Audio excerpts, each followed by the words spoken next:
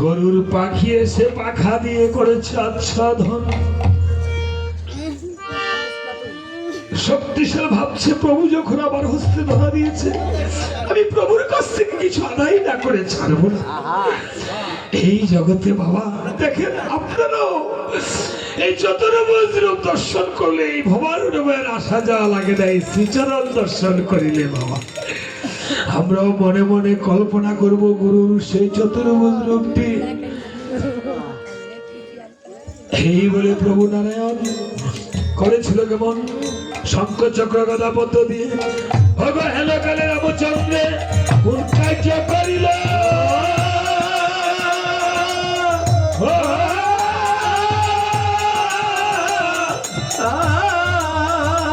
শঙ্খ চক্র গদা পদ্ম দিয়ে গো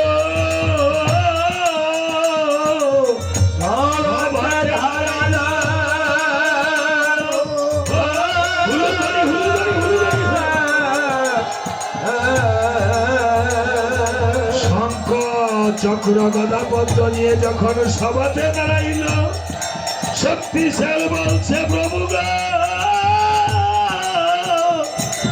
আজ আমার জনম ধন্য হলো গো প্রভু,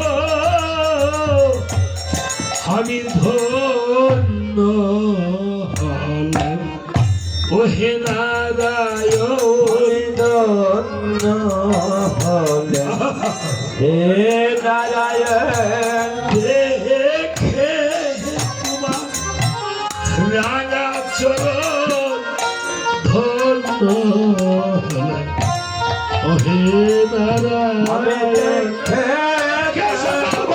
করে ভক্তের চরণ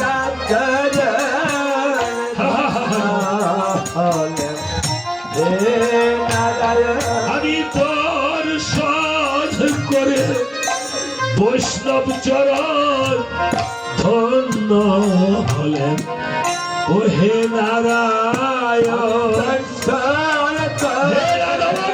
তোমার সামনে তুমি সকল ভক্তদের তুমি দেখে রেখে তুমি ভালো আর কিছু ধন চাই না প্রভু, চাই যে তোমার অভয় চরণ। অভয় চরণ চাই প্রভু, চাই যে তোমার অভয় চরণ। আমায় অনুপীর কালে কৃপা করে দিও তোমার রাঙা চরণ কালে কৃপা করে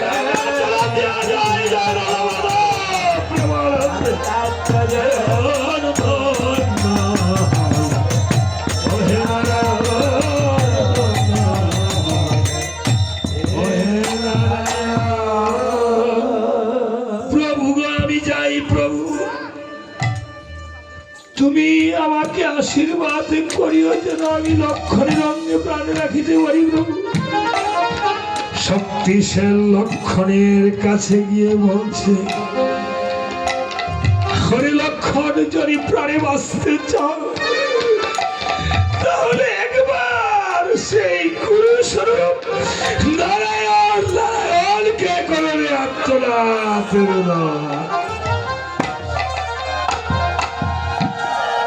শ্রী ভক্তগণ, আমরাও এই আসরে আজকে উষ্ঠাগত প্রাণ। এই আসর হতে পারে মা আমার জীবনও শেষ আসর, হতে পারে আপনাদের জীবনও এই রজনীটা শেষ রজনী। একটু লক্ষণের সাথে সবাই নারায়ণ নারায়ণ মনে করেন আত্মনাত্রত। এই চোখের জল কোনোদিন বৃথা যাবে না। সকল বৈষ্ণবের সাথে বড় পারে গিয়ে যায় না, বৈকুণ্ঠে দেখা হবে। প্রভু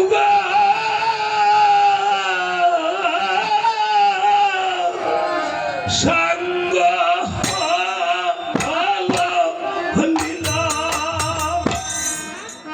জীবনে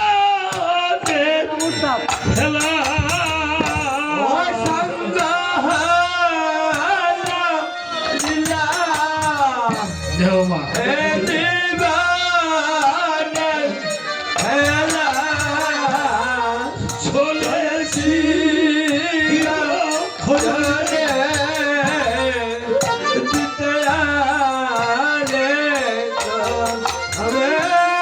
চলে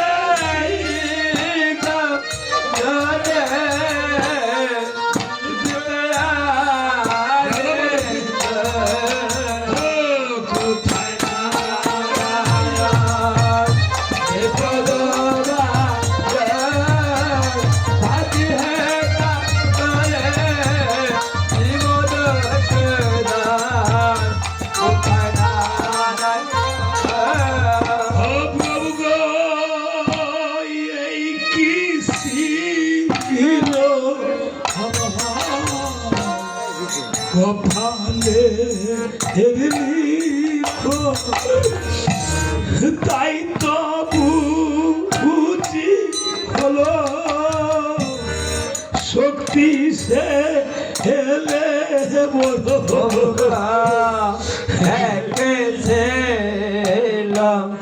আমার কপালের লেখা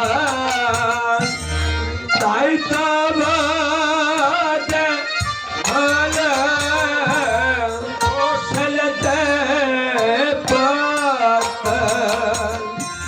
সত্যি ভয়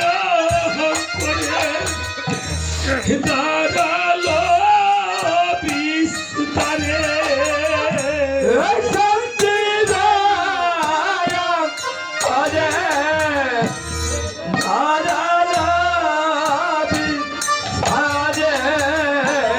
তাই তো বুঝি হলো আমার ও কালে হে মহর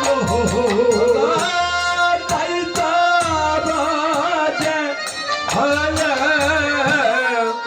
অকালে পথ কোথায় না देखो भाग्य है का करे जीवन सुनार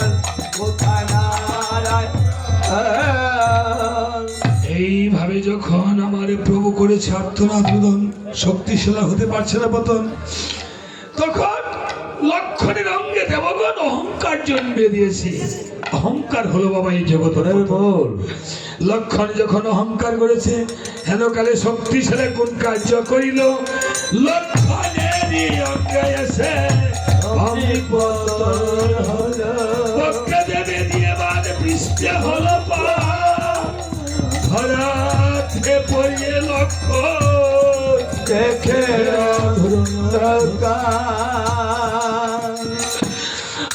আমার প্রভু রামচন্দ্র এসে ভাইকে জড়িয়ে ধরে বলছে ভাই রে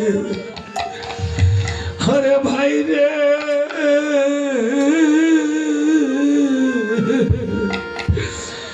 আরে উঠো রে ভাই গুণের লক্ষণ রে ভাই রে কত দিদি রাজা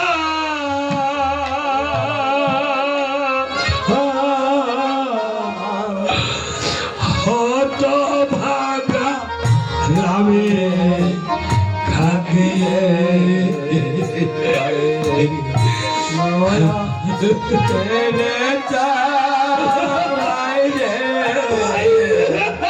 নয়ন মেলে কত বাগা যাবে থাকে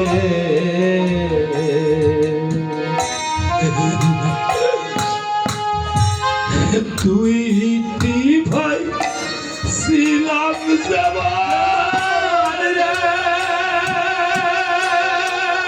ভাই রে তোর আর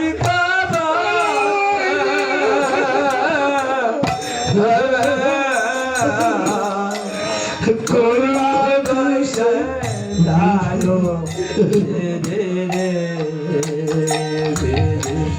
করলো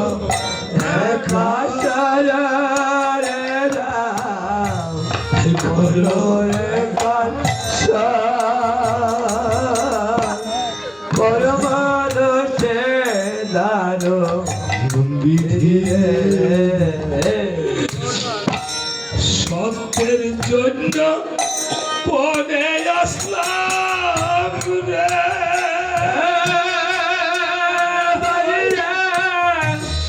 দেশে পিতা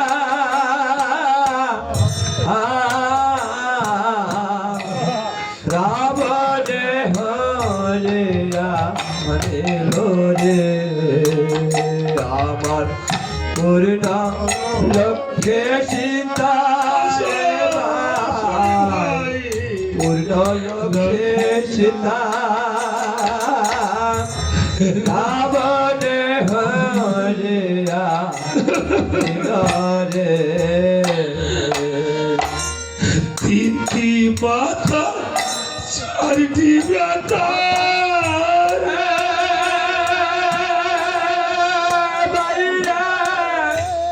গর্ব লাগে লাগে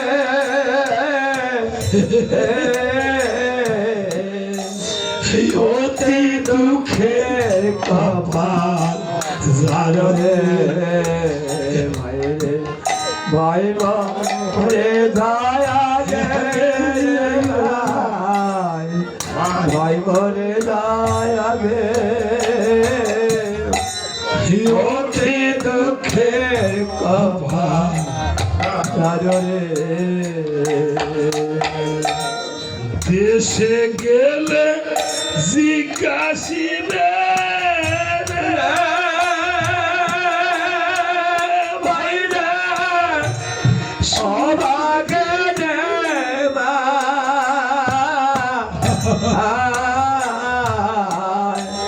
ইয়ে কাজে শেষ রামরে আমার লক্ষণ রইল কোথায় রাম লক্ষণ রইল কোথায়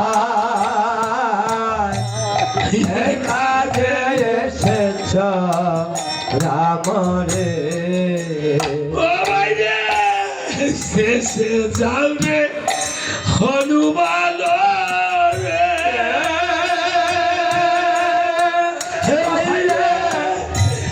বলবারে আগে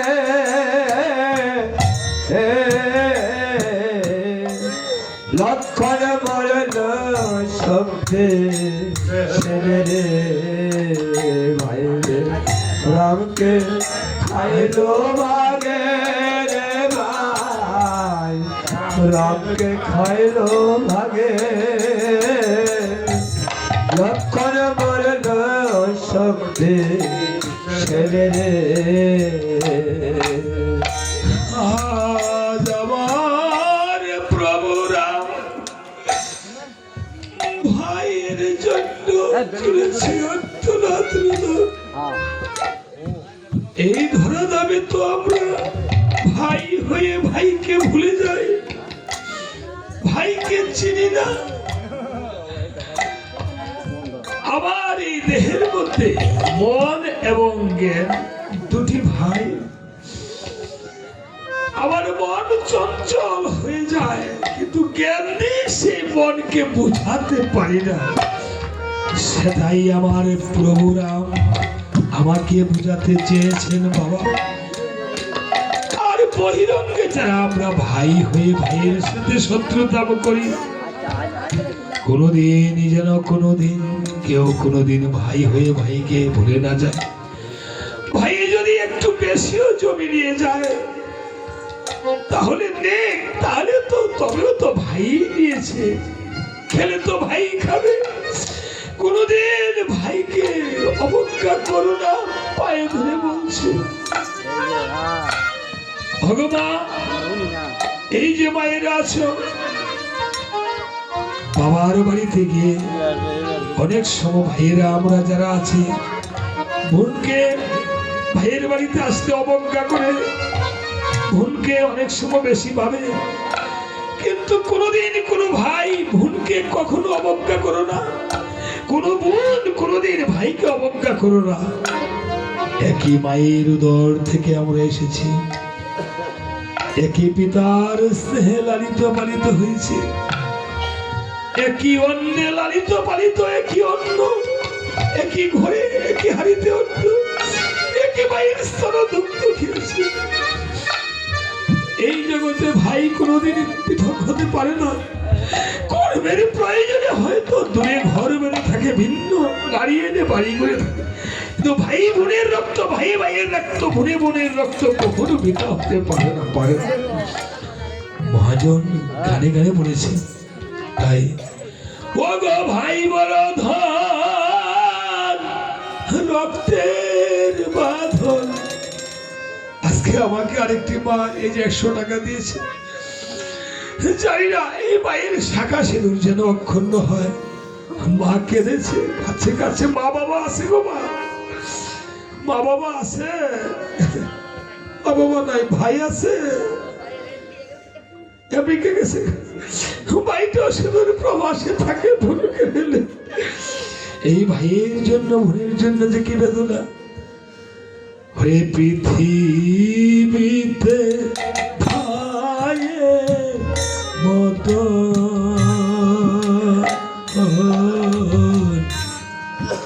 আপনা আছে কয় জনা, পৃথিবীতে ভাইয়ের মাতা আপনাতে কয় জনা। ভাই বড় ধন, রক্তের বদন, ভাই বারাদার রক্তের বাদন, ভাই বড় ধন।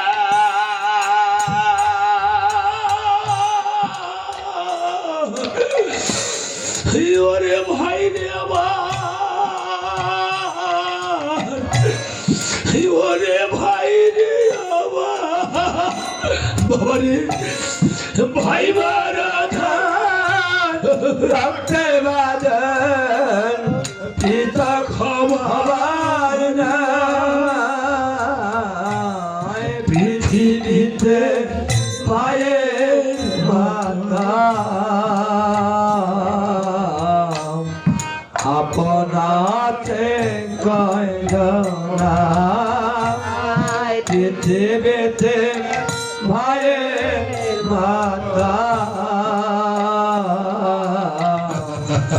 আপনাতে কয় জনা। একই মায়ের গর্ভে ধারণ, একই মায়ের স্নেহে পালন, আকে মায়ের একই মায়ের ভাইকে ভুলে যাবো, ভুলে যাবো। আকে মায়ের স্নেহে পালন, একই মায়ের দুগ্ধ খেয়ে, আকে মায়ের দুগ্ধ খেয়ে পৃথক হবার পৃথিবীতে ভাইয়ের মাতা আপনাতে কয় জনা, পৃথিবীতে ভাইয়ের মাতা আপনাতে কয় জনা। বাবারে ভাইকে হারা হয়েছে যারা,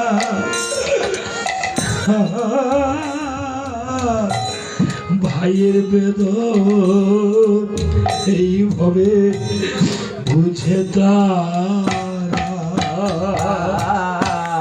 ভাই হারে আসে যারা,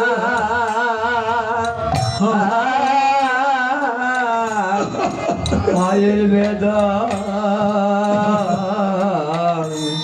বুঝে তারা। মনে প্রাণে কাঁধে তারা, মনে প্রাণে কাঁদে তারা, মনে প্রাণে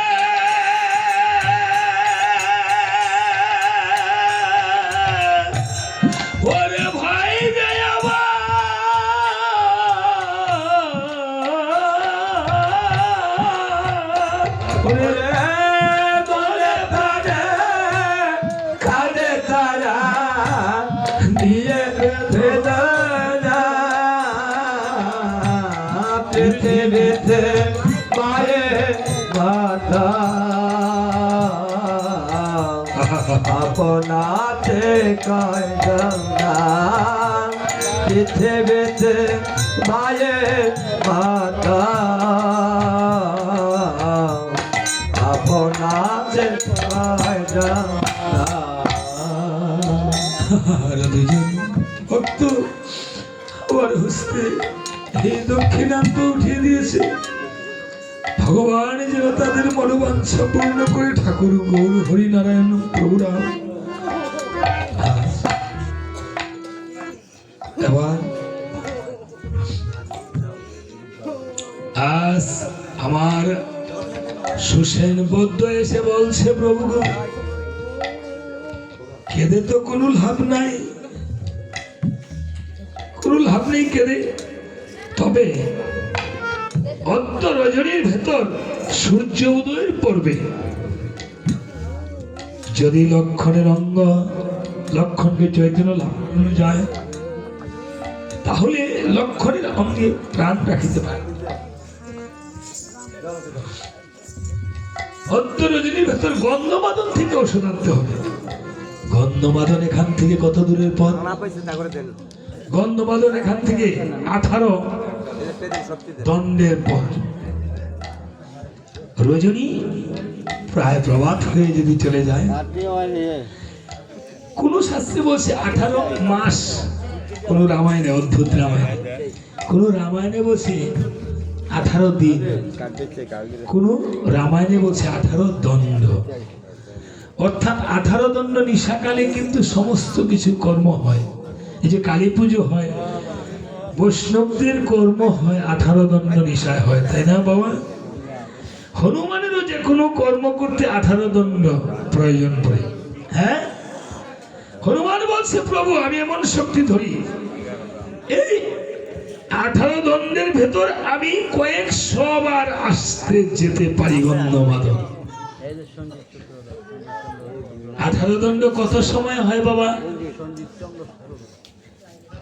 আপনারা বৈষ্ণবগণ আছেন, আপনারা জানেন, আপনাদের কাছ থেকে জানার আমার অনেক কিছু রয়েছে, বলিবেন পরে আমরা পালাতে আবার যাচ্ছি। বলছে হনুমান দ্রুত বেগে করেছে গমন, নিমিষে লঙ্কার উপর দিয়ে দিচ্ছে দর্শন। গন্ধমাদন পর্বতে যেতে লঙ্কার উপর দিয়ে যেতে হয়, তো ওইখানে কিছু কালনিমির চরিত্র থাকে বাবা। আমরা কালনিমির চরিত্রটার মধ্যে বাহুল্যতা থাকে, এটা বর্জন করে চলে যায়, ঠিক আছে? হ্যাঁ, তাই না বাবা? কালনিমির চরিত্রটা বাহুল্যতা। হ্যাঁ, হনুমান যেহেতু ভক্ত সজ্জন একটু উচ্চাটন হয়ে গিয়েছে, অনেকের সমস্যা হয়। হনুমান গন্ধমাদন পর্বতে গিয়ে দেখিবারে পায় গন্ধর্বগণ যেন পাহারা দিচ্ছে দেখা যায়। এই গন্ধর্বগণ, মানুষ ব্যথা করার ওষুধ কি তোমরা জানো?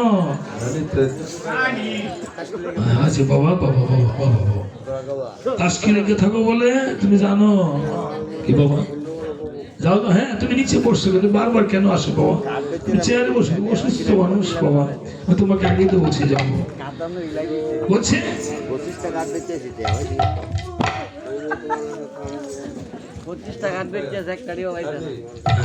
বলছে আমরা গন্ধর্বকে ওষুধ দিতে পারি না। গন্ধর্ব মানে বানরকে। এক গন্ধর্ব আরেক গন্ধর্বকে ওষুধ দিতে পারে না। এক ডাক্তার আরেক ডাক্তারকে ওষুধ দেয়, বলো? ডাক্তার রোগীকে ওষুধ দেয়, বলছে ওষুধ দিবে না।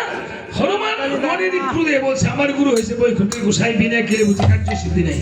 মনের ক্রোধে সমস্ত গন্ধর্বকে বিনা। আর ও বৈষ্ণব মানুষ,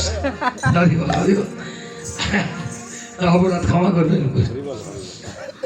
মনের ক্রোধে সকল গন্ধর্বগণকে লেজ দিয়ে পেছে একেবারে ঘষা মারছে। আর ওনার মতো দু একটা যা ছিল, একটা ঘষা মারছে, একটা। এবার ভাবে মনে মনে, আরে কাজটা তো ঠিক করলাম না, দিত না। যাক, পর্বতখানা উত্তোলন করে নিয়ে যাবো সমস্ত। গুরুদেব জয় শ্রীরাম বলে দিয়েছে পর্বতখানা টান। পর্বতখানা ভেঙে উট্টু হয়ে কি হয়েছে, শোলা পরিবার হস্তে পর্বতখানা নিয়ে রাবণ বুঝতে পেরেছে হনুমান যে গন্ধমাদন পর্বতের জন্য আসছে। রাবণ সূর্যদেবকে বলছে, "এই সূর্যদেব যাও, উদয় হইতে তাড়াতাড়ি যাও।" অমনি হনুমান গিয়ে দেখিবারে পায় সূর্যদেব উদিত হচ্ছে দেখা যায়। হনুমান সূর্যদেবকে থাপা দিয়ে ধরে কর্ণেতে ভরে পর্বতের কোনা ভেঙে দিয়েছিল নোরা।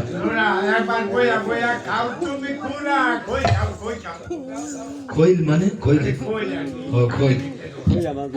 হনুমান এদিকে ভরতের কাছে চলে এসেছে অযোধ্যায়, যে আমার খুড়া ঠাকুরের আর দুজন ভাই আছে, আমার প্রভু চার ভাই। ওই অযোধ্যায় ভরতের কাছে এসে দেখা সাক্ষাৎ করে ভরত বাটুল মেরেছিল, হনুমান আঘাত পেয়েছিল, সেখান থেকে সে আঘাত প্রাপ্ত হয়ে হনুমান আবার পর্বতখানা নিয়ে রণস্থলে করেছে গমন। প্রভু রামচন্দ্রকে প্রণাম করে বলছে, "প্রভু গো, সেখানে কি হয়েছে গুরুতর রণ? আমার ওষুধের কথা ছিল না স্মরণ। গন্ধমাদন পর্বতে গিয়ে সুসেন বন্ধুকে বলো ওষুধগুলো করে আনতে হতো। গন্ধমাদন পর্বতে, গন্ধমাদন পর্বতে হনুমান গিয়ে দেখিবারে পায়, মা আরেকটু ধৈর্য ধরেন মা। গন্ধমাদন পর্বতে হনুমান গিয়ে দেখিবারে পায়, প্রথম শৃঙ্গেতে রয়েছে গন্ধর্বদের স্থান, দ্বিতীয় শৃঙ্গেতে আছে ভোলানাথের স্থান, তৃতীয় শৃঙ্গেতে আছে খরস্রোতা নদী, সেই নদীর দুই তীরে আছে নিস্তর সই। কথাগুলো খেয়াল করবেন। নীল বর্ণ ফুল ফল, পিঙ্গল বর্ণ পাতা, রক্ত বর্ণ লতা, তার স্বর্ণবর্ণ ডাটা।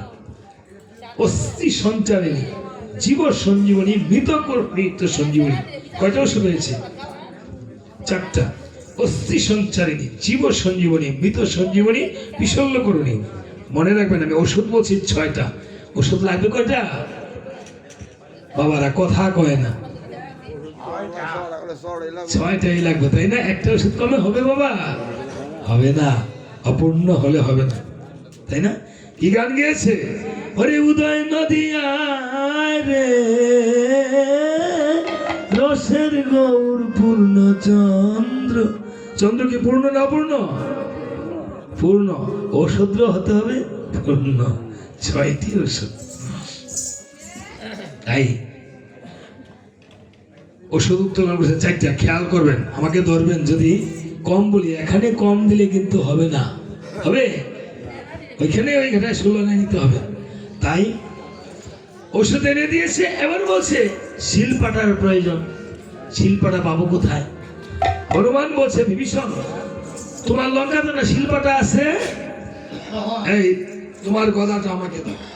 বিভীষণ গদা নিয়ে, বিভীষণের গদা নিয়ে সেজে গুজে তৎক্ষণাৎ একটা মায়া মন্ত্র যা পড়ে নকল বিভীষণ সেজে লঙ্কার অন্তপুরে গিয়ে বদিকে ডাকছে, রানী মন্ত্র দিকে, অগবদি বদি একটু অবধি করি নমস্কার, চরণে তোমার শিল্পটা দাও অবধি অস্ত ধারাইবার। বদি করি নমস্কার, চরণে তোমার শিল্পটা দাও অবধি অস্ত ধারাইবার।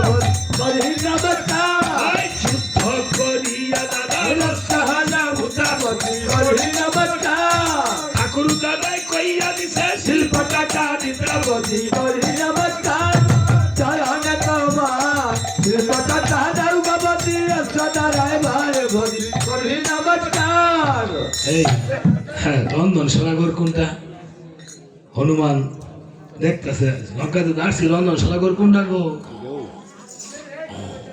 হনুমান এমনি নাকি এদিকে রন্ধন সোনাগর, নাকটা তো আমার সরস বেশি। দৃষ্টি করে যায় এক ঘরে, যেন রমণীর কোলাহল শোনা যায়। ইন্দ্রজিতে রমণীগঞ্জে হবিষান্ন খাচ্ছে না। হনুমান ভাবছে এই ঘরে প্রবেশ করতে পারলে আমার কি আপনার উদরটাও পরিপূর্ণ হবে। এমন সময় হনুমান কোন কাজে করিল?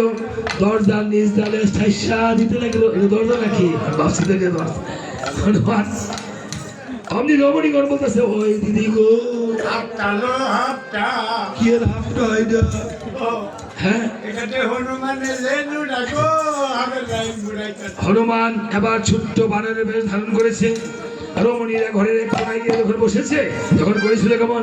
ওই যে লাফাইয়া লাফাইয়া রমণী কর সেই ঘর থেকে উঠতে দিছে লন। বদি করি নমস্কার, চরণে তোমার শিল্পটা দাও অবধি অস্ত ধারাইবার। করি নমস্কার। লাফাইয়া লাফাইয়া পড়ে না রমণীর উপর। আর এটা তো রমণী না, এটা বুইরা বান্দর। আমি ভাবছি এটা রমণী। দেখ না গো আমার সেটা চিন্তা করে যান। দেখেন অমঙ্গল হবে গো মা, লক্ষ্য সতীশের পালা থেকে জানলা আমরা বলে কিন্তু তাড়াতাড়ি ছেড়ে দিতেছি। দেখেন গো কীর্তনেরা হয়েছে সুর,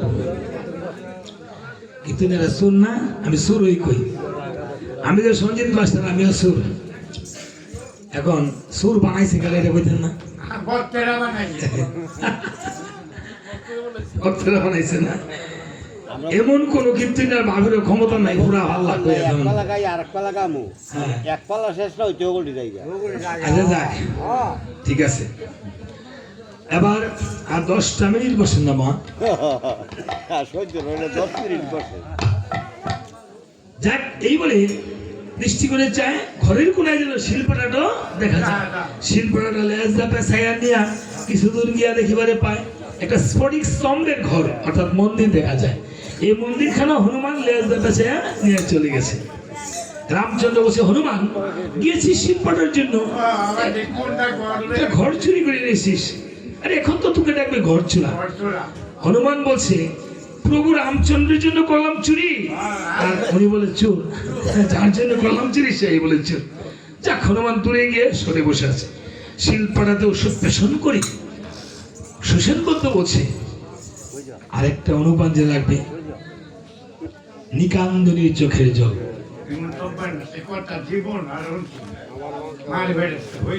হ্যাঁ, যে নাকি জন্মের পরে একবার কাঁধে নেই। বিভীষণ বলছে, নিকান্দনী আমার লঙ্কাতে আছে। হ্যাঁ, আমার দিদি রুক্ষ না, খাইবার বেলা আনাগো না, কাজের বেলা কিছু। আমার দিদি যদি ভাই বুক ছেটের কাটার মধ্যে, ছেটের না শীতের কাটার মধ্যে দুধটা দেয়, মুইতা দে দিদি। আরে দুধটা ঘুমাই দেখেন। এই কাছে রাখ পড়া, তোর দিদি থাকে কোথায় গ্রেপ্তারি কো? ওই যে মন্দির, এই মন্দিরটা? আচ্ছা ঠিক আছে, দেখ তো এই মন্দিরটাই তোর দিদি, এইটাই তো আগে আনছি। বিয়া করে আমি হয়ে এর বিয়া করে আলি ফিরিয়ে বিয়া করে বলে আলি ফিরিয়ে। হনুমান বলছে, আমি এক কাজে যাই, শত কাজ আমার লেজে বেজে আইসা মরে। আচ্ছা যাক, হনুমান একখানা পাত্র হস্তে নিছে, কি নিব এটাই নিছে, গিয়া বলতাছে, কই ধরমু, কই কি করমু দেখিবারে। দিদি গো, ওই দিদি, দিদি দেখি বাচ্চা আছে না মরে গেছে? বাংলা দিকে টাওয়ারু কুড়া হয়ে গেছে, হ্যাঁ সেটা আছে, সেটা আছে। আরে সারে শরীর না মরে আছে গা, সেটা হ্যাঁ আছে। এই দিদি, এই দিদি,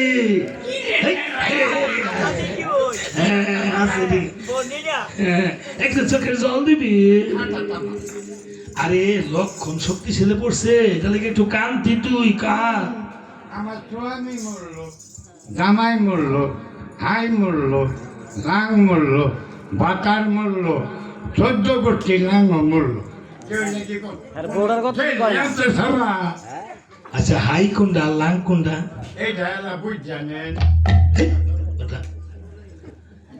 হনুমান ভাবছে আমার গুরু হয়েছে বৈকুণ্ঠের গোসাই, কার্য সিদ্ধি নাই, মনের ক্রোধে বুড়ির মিষ্টি নৃত্য।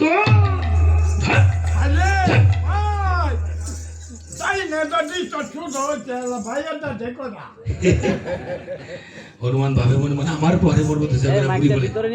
হ্যাঁ, বুড়ি তো এইভাবে না, বুড়ির লেজ দানা পেছাইয়া ঘুরাইতেছে। বুড়িরে কিভাবে জানি ঘুরাইতেছে, হ্যাঁ নাচ গো বুড়ি রাস কেমনে গুজারাই, খেতার তলে যা, খেতার তলে গিয়া বন্দি তুই বিচ্ছেদ গান গা। মেলা তোলে গিয়ে বিচ্ছেদ গান দেখি মন নাইস না যাচ্ছে। আপনাকে স্যার কোনো নাইস আসেনি?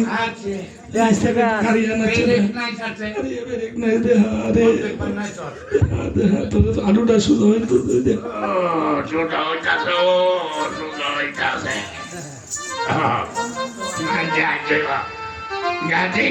মহাবতলা হাতি মেরে কোথায় গেলি এই রে কাজিরাম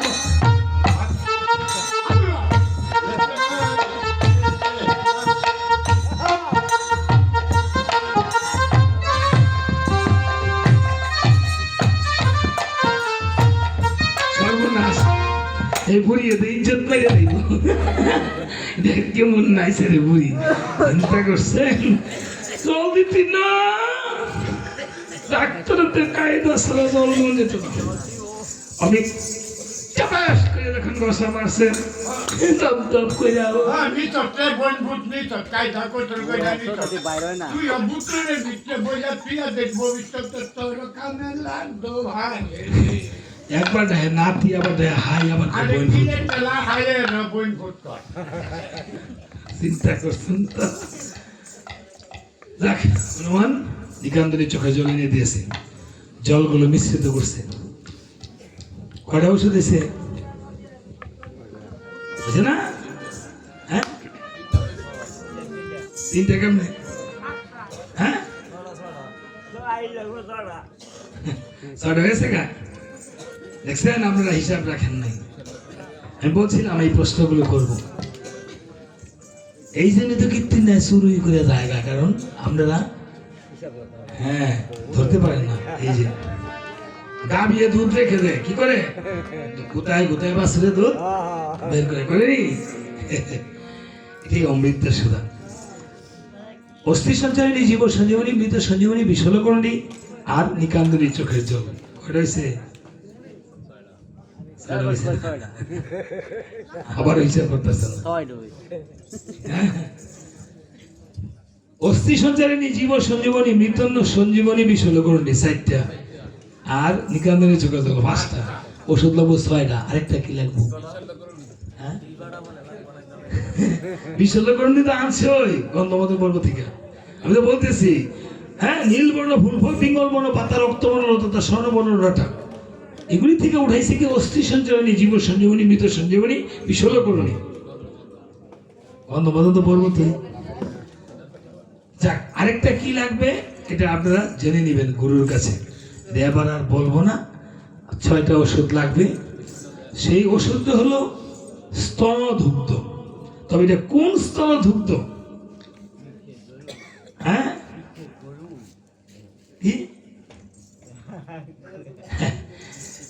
কোন স্তনধুগ্ধ এই জগতে আমরা মাতৃগর্ভ থেকে পড়ে যে মাতৃস্তন পান করেছি মায়ের ডান স্তনে থাকে অমৃত সুধা এটা ভোলা না মা পার্বতী আশীর্বাদ যেই মা তার সন্তানকে প্রথম ডান স্তনের দুগ্ধ পান করাবে যদি সন্তানকে পান করায় সেই সন্তান কোনোদিনের অকাল মৃত্যু হবে না ডাক্তাররাও বলে যে মায়ের প্রথম শাল দুধ পান করানোর জন্য বলে না জানেন না মা ডাক্তাররা বলে বিজ্ঞানের ভাষা বলে আমাদের ধর্মটা বিজ্ঞান শব্দ এবার সুসেনপদ্য ছিল তারা মন্দধরি এবং তারা এক অঙ্গ থেকে 2 অঙ্গ হয়েছে তাই না আমি আবারও বলে দিলাম এই সুসেনপদ্য তার মায়ের কাছ থেকে স্তনধুগ্ধ এনেছে এই মাকে কি নারী ডাকা হতো তারা কি তার নাম ভগবান শ্রীকৃষ্ণ ওনার আসল নাম কি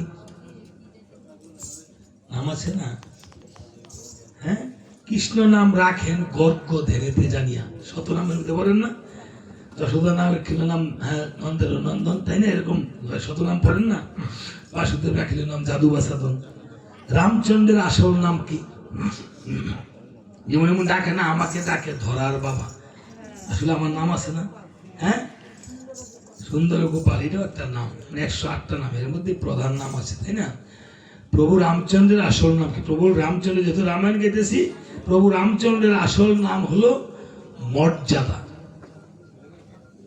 মর্যাদা ভগবান রামকে ডাকলে আপনি মর্যাদা পাবেন প্রথম আর ভগবান শ্রীকৃষ্ণের প্রথম আসল নাম হলো কি বাসুদেব দ্রৌপদী কি বলে রাখতো বাসুদেব বলে রাখতো দেখেছেন না মহাভারতে আর টেলিভিশন তো দেখেছেন তাই না প্রত্যেক জিনিসের গোপন নাম আসল নাম আছে কুকুরের আসল নাম কি বলছে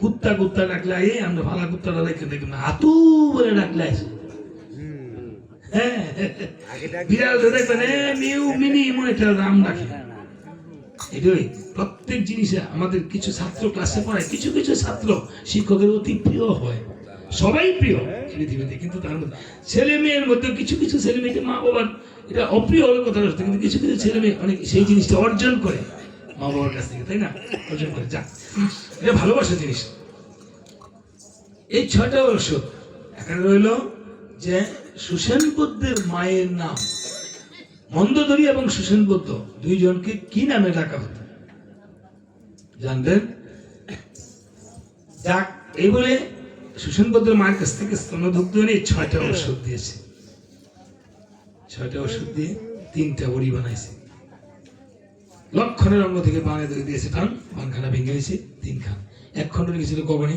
আরেক খণ্ড চর্মকারের ঘরে কর্মকারের ঘরে আরেক খণ্ড সমুদ্রের সাহস মাছের লেজে মানে বিভক্ত করে বলছে লক্ষণকে তোমরা জড়িয়ে ধরো লক্ষণকে জড়িয়ে ধরেছে প্রথম ঔষধের বড়ি যখন খাওয়াইলো হাড় মাংসের শরীরে জোড়া লেগে গেল দ্বিতীয় ঔষধের বড়ি যখন খাওয়াইলো অচৈতন্য ছিল লক্ষণ চৈতন্য হয়ে গেল তৃতীয় ঔষধের বড়ি যখন খাওয়াইলো চৈতন্য হয়ে লক্ষণ আমি উঠিয়া দাঁড়াই কর্ণ থেকে সূর্যদেবকে যখন ছেড়ে দিল হনুমান গগনে আড়াই প্রহর করা হয়ে গেল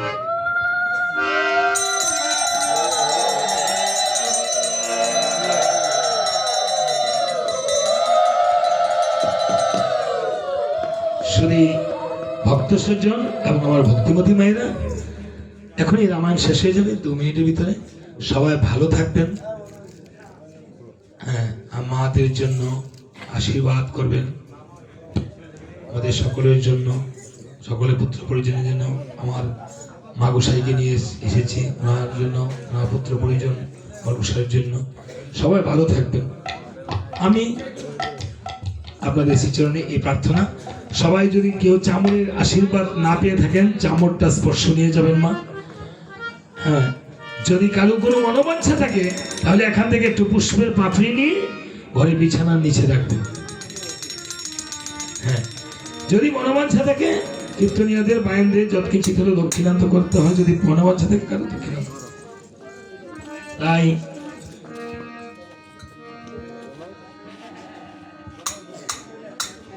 অজয় জয় রঘুপতি রাঘব রাজা রাম পতিত পাবন সীতারাম জয় জয় রঘুপতি রাঘব রাজা রাম পতিত পাবন সীতারাম জয় জয় পতিত পাবন সীতারাম পতিত পাবন সীতারাম জয় জয় পতিত পাবন সীতারাম পতিত পাবন সীতারাম জয় জয় রঘুপতি রাঘব রাজা রাম পতিত পাবন সীতা একটা পতিত জয় জয় রঘুপতি রাঘব রাজা রাম পতিত পাবন সীতারাম জয় জয় রঘুনাথ গোসাই রামানন্দে হরি বল হরি বল হরি বল শ্রী কৃষ্ণ প্রভুর জয় চৈতন্য জয় সাধু বৈষ্ণব গোসাই রামানন্দে হরি হরি বল হরি বল হরি মা পুষ্প তো দেয় না উঠিয়ে দিছি একটা করে নিয়ে যাবো বাবা প্রসাদ তো এখানে নাই বাবা প্রসাদ ওখানে দিছে সবাই প্রসাদটা দিয়ে দেন ভক্ত স্বজনদেরকে হ্যাঁ প্রসাদটা দিয়ে দেন হ্যাঁ ওখানে ওইখান থেকে আপনি একটা পুষ্প আনেন আমি বলছি আগে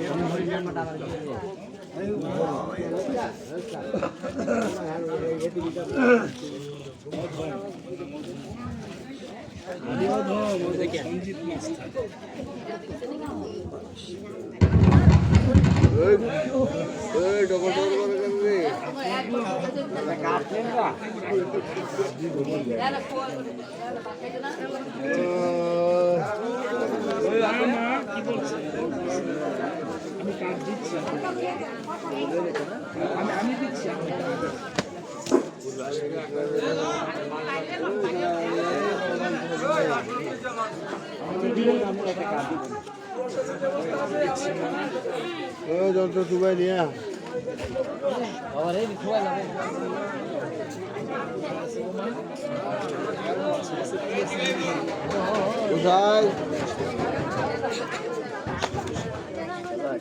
কোথায় ইয়া মোবাইল দেয় আমার